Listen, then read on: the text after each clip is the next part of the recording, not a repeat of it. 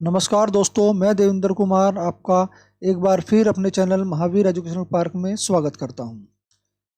कल हमने पढ़ी थी विकास की अवधारणाएं की थ्योरी, है ना, और विकास के चरण, विकास के आयाम। लगभग हम जो है विकास के पूरा चैप्टर हम खत्म कर चुके थे। तो आज हम पढ़ेंगे विकास के एमसीक्यू। ठीक है ना, इसमें जो थोड़े बहुत एमसीक्यू ले लेते हैं विकास से संबंधित, ताकि आपका जो विकास का चैप्टर है ये पूरा का पूरा कंप्लीट हो जाए। इसमें पहला प्रश्न है, शरीर के आकार में वृद्धि होती है क्योंकि संज्ञानात्मक विकास, शारीरिक और ज्ञानात्मक विकास, नैतिक विकास या इनमें से कोई नहीं। देखिए, शरीर के आकार में वृद्धि होती है क्योंकि संज्ञानात्मक विकास के कारण, शारीरिक और ज्ञानात्मक विकास, नैतिक विकास या इनमें से कोई नहीं। शरीर के आकार में वृद्धि होती है क्योंकि शारीरिक और ज्ञानात्मक विकास के कारण, है ना। शारीरिक विकास जो होता है हमारा, क्योंकि वृद्धि जो होती है वो शारीरिक होती है ना। मैंने बताया पिछली वीडियो में आपको, वृद्धि शारीरिक होती है और ज्ञानात्मक से मतलब होता है यह एक तरह से बालक के शारीरिक विकास से ही संबंधित है। इसमें जो है हड्डियों की क्षमता और उन पर कंट्रोल करने से संबंधित होता है ये ज्ञानात्मक विकास। ठीक है ना। तो वृद्धि जो होती है वो शारीरिक होती है। ठीक, तो यहाँ ऑप्शन नंबर 2 हमारा ठीक होगा।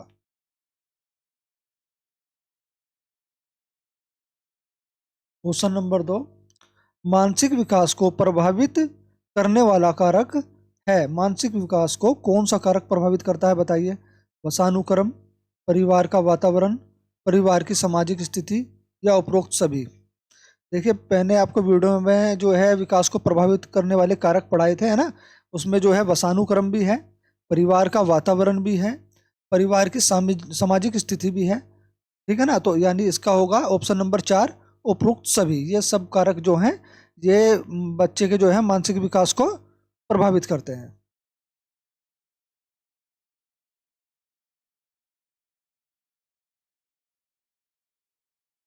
क्वेश्चन नंबर 3, मानव विकास को क्षेत्रों में विभाजित किया जाता है। जो है मतलब मानव विकास के वे कौन से क्षेत्र हैं जिसमें जो है हम इन्हें को विभाजित कर सकते हैं। विकास को कौन कौन से क्षेत्रों में विभाजित किया जा सकता है। शारीरिक, आध्यात्मिक, संज्ञानात्मक और सामाजिक। शारीरिक, संज्ञानात्मक, संवेगात्मक और सामाजिक। संवेगात्मक, संज्ञानात्मक, आध्यात्मिक और सामाजिक। मनोवैज्ञानिक, मनोवैज्ञानिक, संज्ञानात्मक, संवेगात्मक और शारीरिक। बताइए। देखिए, इसमें होगा ऑप्शन नंबर 4, है ना। मानव विकास को जो है हम मनोवैज्ञानिक, संज्ञानात्मक, संवेगात्मक और शारीरिक क्षेत्र में विभाजित कर सकते हैं। ठीक, इसका ऑप्शन नंबर 4 यहाँ बिल्कुल करेक्ट है।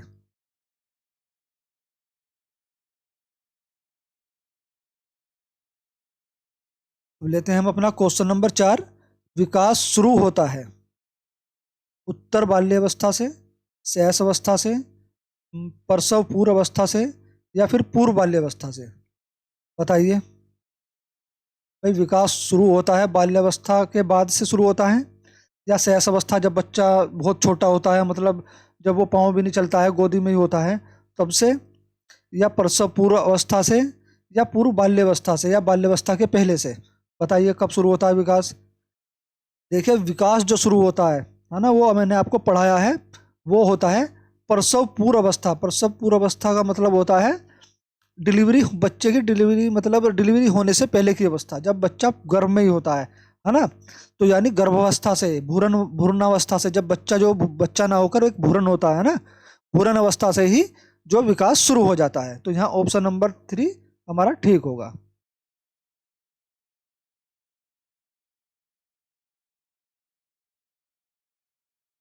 चलते हैं क्वेश्चन नंबर 5 की तरफ। अवधारणाओं का विकास मुख्य रूप से डैश का हिस्सा है। अवधारणाओं का विकास मुख्य रूप से किसका हिस्सा है। बौद्धिक विकास, सामाजिक विकास, शारीरिक विकास, संवेगात्मक विकास। बताइए। देखिए, अवधारणाओं का जो विकास है वो मुख्य रूप से बौद्धिक विकास का हिस्सा है। ठीक, ऑप्शन नंबर 1 यहाँ ठीक होगा। वह कौन सा स्थान है जहां बच्चों के संज्ञानात्मक विकास को सबसे बेहतर तरीके से परिभाषित किया जा सकता है? खेल का मैदान, विद्यालय एवं कक्षा पर्यावरण, सभागार या घर, है ना। वह कौन सा स्थान है जहाँ बच्चों का जो संज्ञानात्मक विकास है उसको सबसे बेहतर तरीके से परिभाषित कर सकते हैं? खेल से, खेल के मैदान से, विद्यालय एवं कक्षा पर्यावरण से, सभागार से, घर से।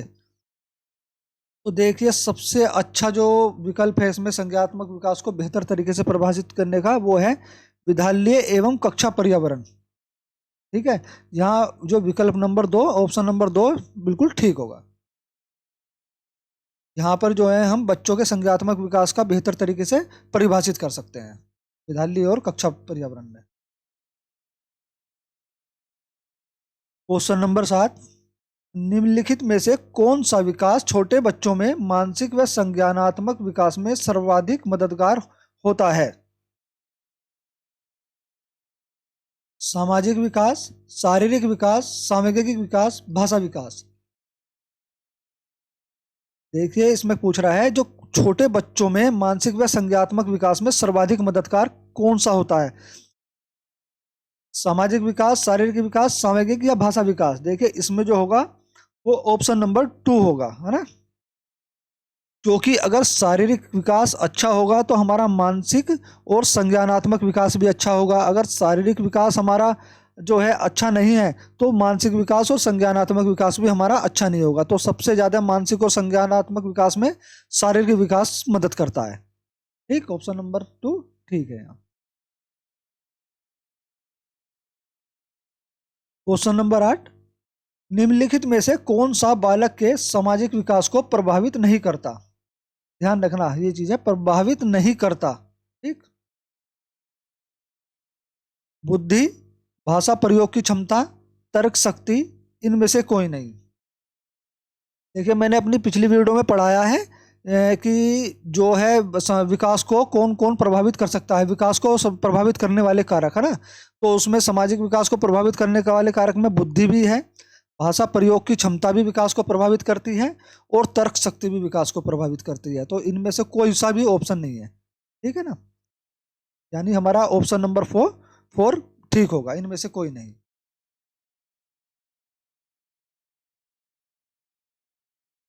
क्वेश्चन नंबर 9, बाल विकास के विभिन्न आयाम एवं उनके अधिगम के संबंध के संदर्भ में निम्नलिखित में से कौन सा कथन असत्य है? देखिए असत्य पूछ रहा है ना। बाल विकास के विभिन्न आयाम और उसके अधिगम के संबंध के संदर्भ में कौन सा कथन असत्य है? विकास के विभिन्न आयामों का आपस में घनिष्ठ संबंध है एवं यह अधिगम को प्रभावित करते हैं। बालकों का विकास एवं अधिगम एक निरंतर प्रक्रिया है। शारीरिक विकास विशेषकर छोटे बच्चों में मानसिक व संज्ञानात्मक विकास में मददगार है। उपरोक्त में से कोई नहीं, बताइए।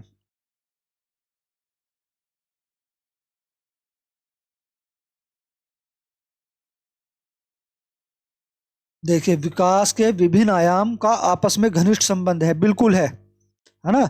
विकास का जो है मतलब विकास और अधिगम में एक धनात्मक संबंध है। मैंने बताया आपको विकास और अधिगम में कैसा संबंध होता है, धनात्मक संबंध होता है ना। तो ये अधिगम को भी प्रभावित करता है और अधिगम विकास को प्रभावित करता है। बालकों का विकास एवं अधिगम एक निरंतर प्रक्रिया है, बिल्कुल। विकास निरंतर चलने वाली एक सतत और धीमी प्रक्रिया है ना। और अधिगम भी एक निरंतर चलने वाली प्रक्रिया है जो हमें जो भ्रूणावस्था से लेकर वृद्धावस्था तक लगातार चलती है। शारीरिक विकास विशेषकर छोटे बच्चों में मानसिक व संज्ञानात्मक विकास में मददगार है। अभी मैंने बताया शारीरिक विकास अच्छा होगा तो हमारा मानसिक और संज्ञानात्मक विकास भी अच्छा होगा, और शारीरिक विकास अच्छा नहीं है तो मानसिक और संज्ञानात्मक विकास भी हमारा अच्छा नहीं होगा। ठीक है ना। तो इसमें कौन सा कथन असत्य है? तो इसमें से कोई सा कथन है ही नहीं, यानी क्वेश्चन वो विकल्प नंबर 4 उपरोक्त में से कोई नहीं। ठीक है ना, हमारा ये सही होगा।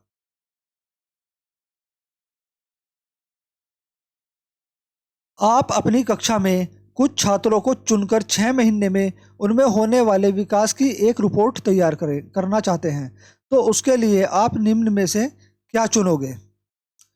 प्रत्येक माह उसकी लंबाई नापेंगे, प्रत्येक माह उसका वजन तोलेंगे, प्रत्येक माह उनकी रुचियों, आदतों, दृष्टिकोण, स्वभाव, व्यक्तिगत व्यवहार आदि में होने वाले परिवर्तनों की जांच करेंगे, या फिर प्रत्येक माह उनके शारीरिक आकार में होने वाले परिवर्तनों की जांच करेंगे? बताइए। देखिए, इस क्वेश्चन का आंसर बताने से पहले आपको अगर हमारी वीडियो पसंद आ रही हो तो प्लीज़ हमारी जो वीडियो को सब्सक्राइब, लाइक, शेयर जरूर कर दें और साथ में बेल आइकन भी दबा लें ताकि हमारी सारी वीडियो आपको रोज मिलती रहें।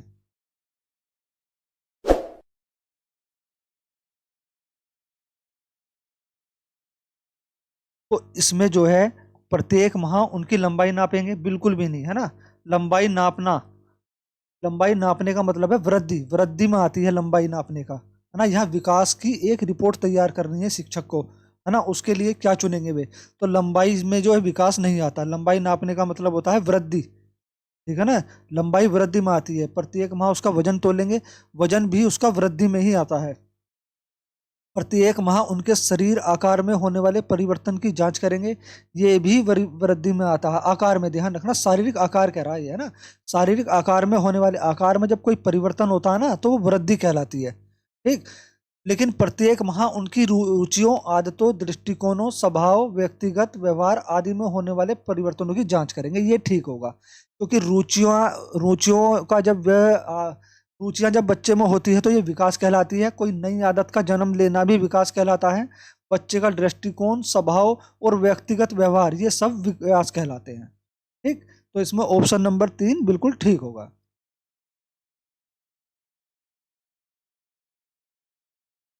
प्रश्न नंबर 11, वृद्धि और विकास के संदर्भ में निम्नलिखित में से कौन सा कथन सत्य है?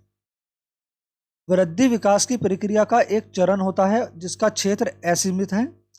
विकास स्वयं में एक विस्तृत अर्थ रखता है, एवं वृद्धि इसका एक भाग है। विकास एक सतत प्रक्रिया है जो बालक के परिपक्व होने के बाद भी चलती रहती है। तो इसमें कौन सा विकल्प सही है? केवल ए, या विकल्प 2 ए और बी, विकल्प 3 बी और सी, या विकल्प चौथा यह सभी? बताइए कौन सा सही होगा।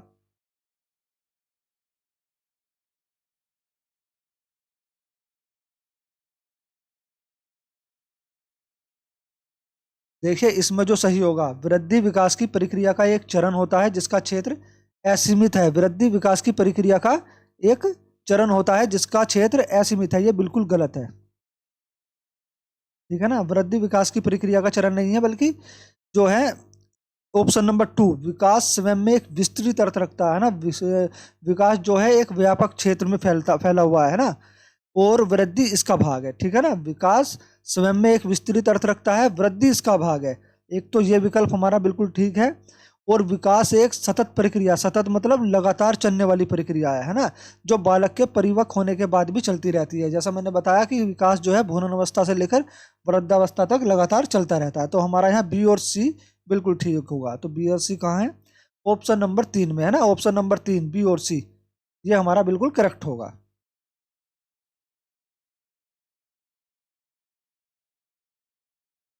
मानव विकास निम्न में से किस पर निर्भर होता है? मानव विकास निम्न में से किस पर निर्भर होता है? उसकी वृद्धि पर, उसके वातावरण पर, उसकी बुद्धि पर, उसकी वृद्धि तथा वातावरण से मिलने वाली परिपक्वता पर? बताइए।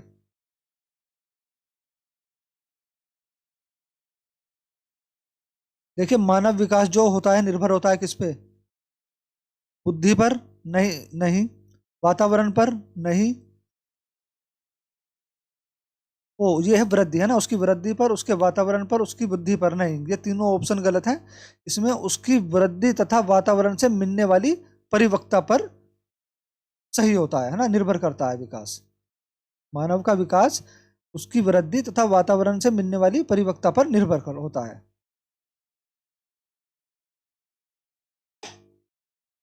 यहाँ ऑप्शन नंबर 4 बिल्कुल ठीक होगा।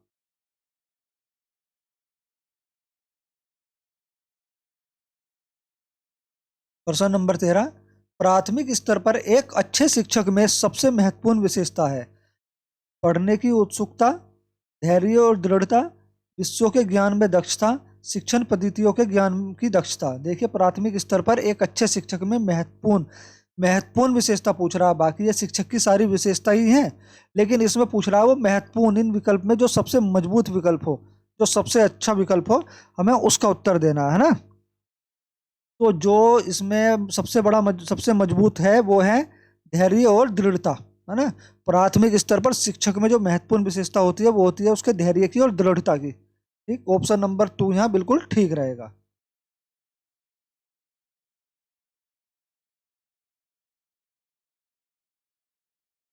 और क्वेश्चन नंबर 14, मानव विकास की किस अवस्था के बाद व्यक्ति परिपक्व हो जाता है ना। ये पूछ रहा है मानव विकास की किस अवस्था के बाद व्यक्ति परिपक्व हो जाता है।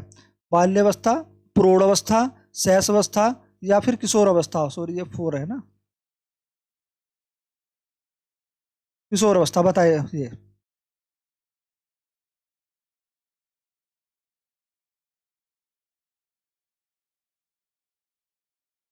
देखिए, मानव विकास की किशोर अवस्था, ऑप्शन नंबर 4 ही यहाँ बिल्कुल ठीक है। किशोर अवस्था के बाद व्यक्ति परिपक्व हो जाता है ना। भाई बाल्यावस्था में तो बच्चा जो है आत्मनिर्भर या परिपक्व नहीं होता ना, और ना ही शैशव अवस्था में होता है। ठीक है ना। तो किशोर अवस्था के बाद जो है विकास परिपक्व हो जाता है। ठीक है, ऑप्शन नंबर 4 यहाँ ठीक होगा।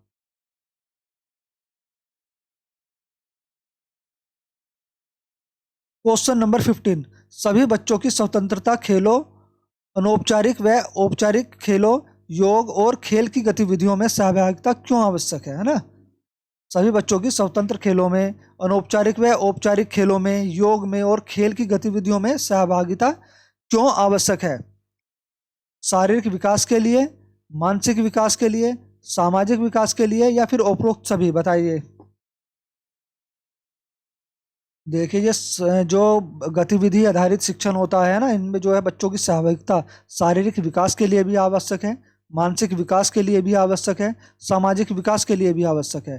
तो यानी ऑप्शन नंबर 4, उपरोक्त सभी, तो ये हमारा बिल्कुल करेक्ट आंसर होगा। खेलों से जो है बच्चे का सामाजिक, आर्थिक, मानसिक, संज्ञानात्मक, शारीरिक, संवेगात्मक विकास जो है बहुत अच्छा होता है। ठीक।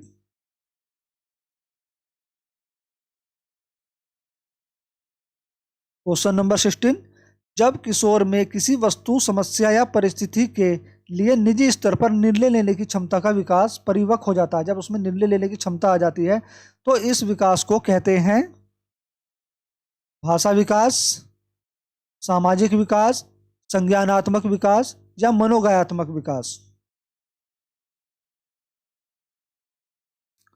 देखिए, जब किसी वस्तु या समस्या परिस्थिति के लिए निजी स्तर पर निर्णय लेने की क्षमता का विकास बच्चे में हो जाता है, तो इस विकास को कहते हैं संज्ञानात्मक विकास, है ना।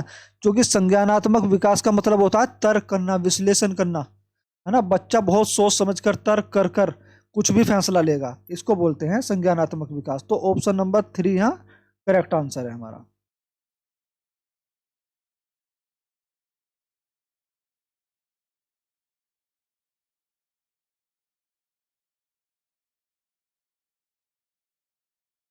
क्वेश्चन नंबर 17, कोई भी नाराज हो सकता है, यह आसान है, परंतु एक सही व्यक्ति के ऊपर सही मात्रा में, सही समय पर, सही उद्देश्य के लिए तथा सही तरीके से नाराज होना आसान नहीं, यह संबंधित है।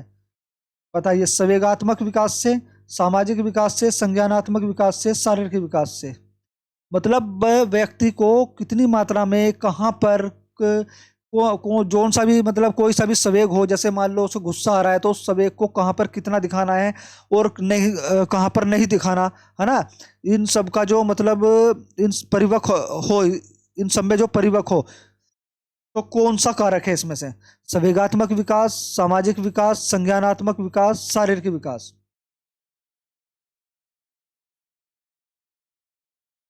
देखिए, इसमें ऑप्शन नंबर 1 ठीक होगा, संवेगात्मक विकास, है ना। कोई भी नाराज हो सकता है, नाराज होने से मतलब है उसके संवेग उत्पन्न होना, है ना, वो क्रोधित होना।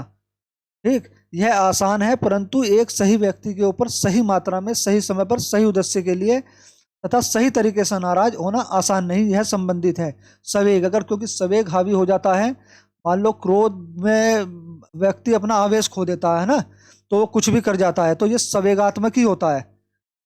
जो अपने संवेगात्मक पे कंट्रोल कर लेता है, संवेगों पे कंट्रोल कर लेता है, तो उसे ही जो है मतलब एक नैतिक नैतिक व्यक्ति बोला जाता है। ठीक है, और ये हर किसी के लिए आसान नहीं होता। तो यहाँ ऑप्शन नंबर 1 बिल्कुल ठीक होगा, संवेगात्मक विकास। विकास डैश से डैश की ओर जाता है, बताइए विकास किस से किसकी ओर जाता है? जटिल से कठिन की ओर, विशिष्ट से सामान्य की ओर, साधारण से आसान की ओर और सामान्य से विशिष्ट की ओर।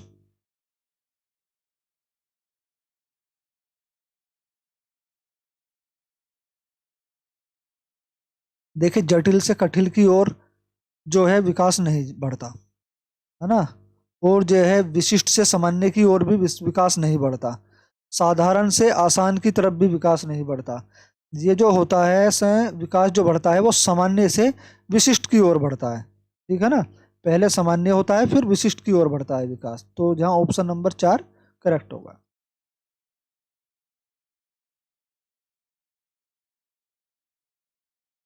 विकास की गति एक व्यक्ति में दूसरे से भिन्न होती है ना। सॉरी हम स्प्रिंट हो गया, यहाँ जो है से होता है ना।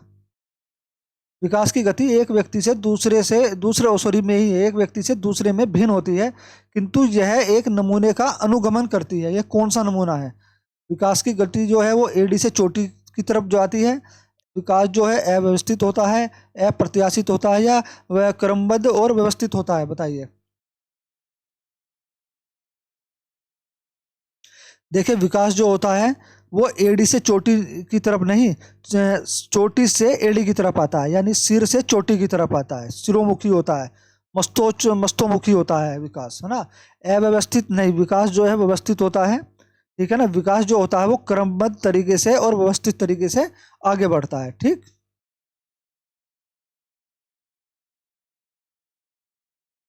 विकास के लिए निम्नलिखित में से कौन सा एक उचित है? विकास जन्म के साथ प्रारंभ होता है और समाप्त होता है। सामाजिक सांस्कृतिक संदर्भ विकास में एक महत्वपूर्ण भूमिका का निर्वाह करता है। विकास एकल आयामी है, विकास पृथक होता है। देखिए विकास जन्म के साथ प्रारंभ होता है, ये गलत है, और समाप्त होता है, ये भी गलत है। विकास जन्म से पहले ही यानी भ्रूण अवस्था से ही शुरू हो जाता है और वृद्धावस्था तक चलता है ना। विकास एकल आयामी नहीं है, विकास जो है बहुआयामी है, और विकास पृथक नहीं होता, ठीक। यानी ऑप्शन नंबर 2 हमारा यहाँ करेक्ट होगा। सामाजिक सांस्कृतिक संदर्भ विकास में एक महत्वपूर्ण भूमिका का निर्वाह करते हैं, तो यहाँ ऑप्शन नंबर 2 यानी विकल्प 2 हमारा बिल्कुल ठीक होगा। देखिए अगर आपको हमारी वीडियो पसंद आ रही हो तो प्लीज़ सब्सक्राइब लाइक शेयर जरूर करें, है ना। और भी वीडियो जो है आपको समय पर मिलती रहेंगी। धन्यवाद।